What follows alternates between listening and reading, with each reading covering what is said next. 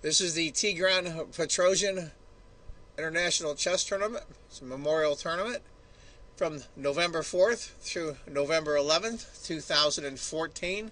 A lot of great players in this one. Grischuk, Aronian, Kramnik, Karyakin, just to name a few. It's a great tournament, and I hope you enjoy the games. Hi folks, John Cordisco back again. This is a great game. Hell of a game coming up here. Round 2 of the Petrosian Memorial 2014 for Tigran Petrosian, former world champions memorial tournament. This is a game from round 2. Boris Gelfand, former world championship challenger, is white, world-class player from Israel. And Alexander Grischuk, Sasha I guess they call him, is now number 3 in the world from Russia. He broke the 2800 barrier. We're going to see a hell of a game here, folks. It's going to be a Grunfeld. Let's get to it. Typical Grunfeld stuff. Bishop, e3, castles, rook c1, bishop e6.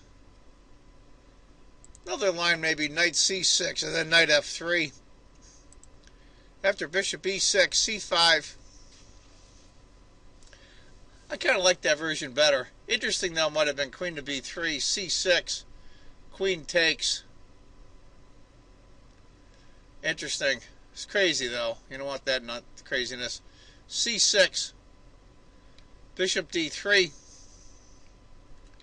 bishop c8. Interesting. Now, got my Fritz 13 computer on off screen, and top 2 moves are knight to h5 or b6. So he decided to move his bishop back. I assume, of course, he's trying to get this pawn up here somehow. We'll see how that works out. h3. Just to secure the g4 square from the light squared bishop if he wants to move it again. Knight comes back. Here we go. Now it looks like that Grischuk is cramping himself on purpose. Interesting. Obviously this is a line he worked on in preparation. Knight to f3, e5, there it comes. He wants to open up the center. Black has to take. If he doesn't take, that's bad. Lose a piece. Knight takes the c5 pawn. Now he's got double e pawns. Interesting how that worked out. He moves the bishop off. He wants to keep the light squared bishop.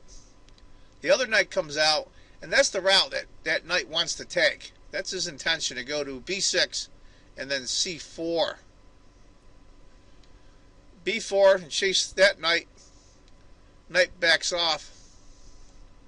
White finally castles. Knight takes the pawn. Pawn takes. Now, granted, he's got double f pawns, but tiny advantage on the computer for white. But this is a very interesting position. Now, we're going to have to see how black gets his light squared bishop out. Knight b6. He tries that way. Queen d4. And f6. Open it right up. I like that a lot. So we say, what to do, what to do. b5. He's trying to screw up black's pawns. Of course, if black takes, knight takes, and this pawn is isolated. Knight c4. Pawn takes, pawn takes. Well, granted, they both have isolated a pawns, but that's not a big deal. That c pawn for black's a little backwards, though. We're going to see how all that works out. Bishop d3. Interesting. That's what the computer called for. Rook fe1 is move number 2. F takes. Knight takes. Bishop takes. Pawn takes. Now after all that goofing around with that e pawn, he ended up all his pawns connected again. Knight to d2, hitting the rook.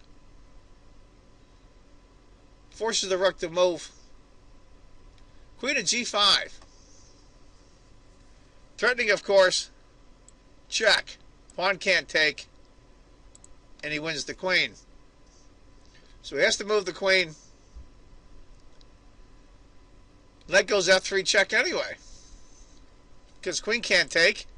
Because the rook's guarding it. Right now it's about a 1.25 advantage for black. He has to move the king, which he does. Queen takes. Pawn takes. Knight takes. Black's up a pawn. Is that the end of Western civilization? No. But it's better to be up one than down one. Point advantage for white right now, according to the computer. But he is threatening the light squared bishop. Let's see what he does. He decides to go e4. And black just pushes. Now the knight has to move. And now rook to b8. Very interesting. Bishop checks. Trying to goad him into trading that knight. But he moves the king instead. Rook takes the pawn. Rook to b4. Now I don't know if that was an oversight. Knight to c5. This is starting to get hairy. Rook to f2. Now knight takes c4 was interesting. Then after rook takes, rook f1 check. King to h2. But that lets white off the hook. Rook to f2. a3. Now you got doubled up rooks on the 7th file. Always menacing. Knight to a4. Bishop takes h3. Said that wasn't that great of a move for black, but maybe they're just getting low on time. This is move 32, and he was just trying to complicate things. Knight takes c4 is really worthless because after knight takes, knight to d3. And black's doomed. But after bishop takes h3, knight takes b2, bishop takes check. Now, interesting if he took the pawn, rook checks, king, knight f3, king f1, rook mates. Typical mating pattern.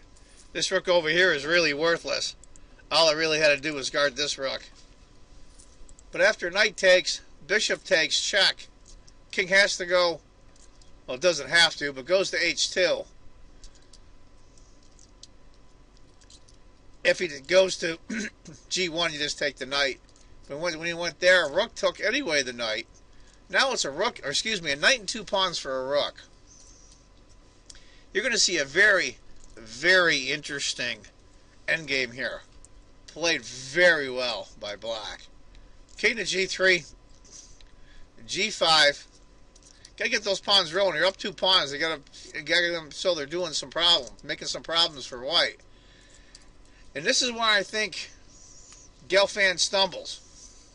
It makes a very natural move, I might add. Computer likes bishop f1 for white, or bishop d3.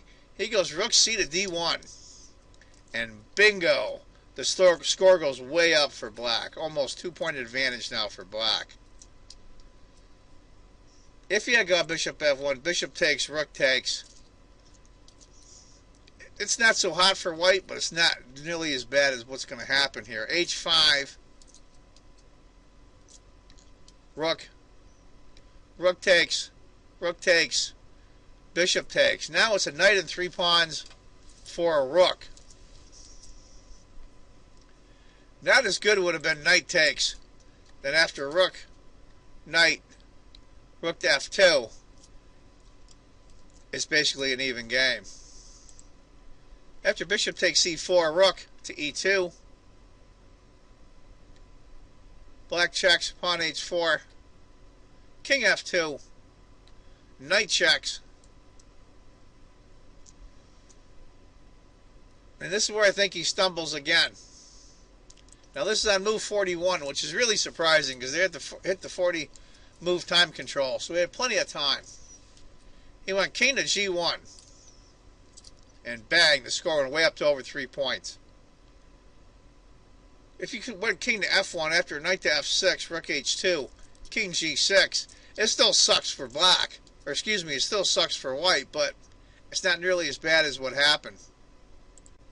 Knight F6. Computer liked H3 instead. Then after rook takes, pawn checks, king G2. You can see queen, king has to take, knight checks, king moves, knight takes. And that's over as well. It's just a lot harder that way. But he really didn't see that. I think he saw the knight to F6, bishop E6. He saw this way was... That's, you know, it's funny when you go to look at a position, and I played a game in the New York State Championship this year, and I missed a mate in 4. But what I saw instead, in almost the same pattern, was I won a rook for free, which forced him to resign. And once I saw that, I didn't look for anything else. I think that's the thing that happened to Grischuk here. He saw this continuation. Bishop F3. Now it's only about a point and a quarter, point and a half advantage for black. So you got to be careful here. And this is very instructional. If you want to put this through your computer or put this on a board, that's what I like to do. I think we spend too much time looking at games on a computer screen. And I play okay. And then when I play a regular tournament game in regular pieces, it just seems so much different. I'm just so used to the computer. G4. Come the pawns creeping down. It's his only hope. He's up 3 pawns and a knight for a rook. Bishop checks. King H6. Bishop D3. Bishop D5. Rook to F5. Bishop F5. The computer's choices. But I think this is where Gelfand stumbles again. Bishop F1, and that creeps it up to almost 2 points. If you had gone rook F5, knight H5, bishop C2, it's still a lot better for black, but not as bad as what happened here. G3. You want to put the bishop on H3. Knight E4. Beautiful stuff. Beautiful stuff. How's the rook going to get to this pawn here? Can't. Almost like a fortress. These two are guarding each other. The bishop's guarding the knight, and the knight's guarding the pawn. Nice. Bishop E6. Knight F2. Bishop takes, C takes. Rook can't take because of H3. So king to G2. If he did take that pawn after H3, rook to D6 check, chases the king around for a while, and then he's just doomed. Just doomed. He's going to end up checking him here eventually, and then when the king moves, he's going to queen. Beautiful setup. King to G2, D4, rook D5, moves the pawn again. Beautiful patience by Grischuk. Not pushing the position, just playing it out. A4, which is basically a pass.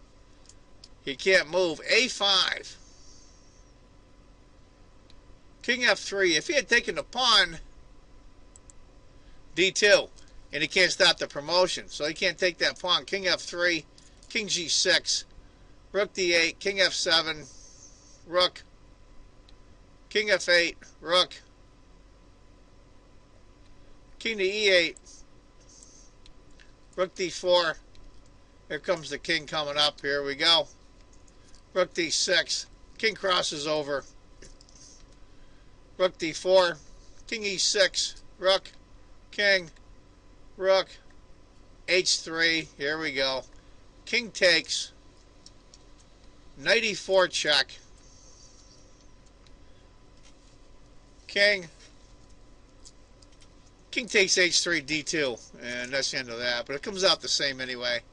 H2, King G2, D2, and that's the end of that.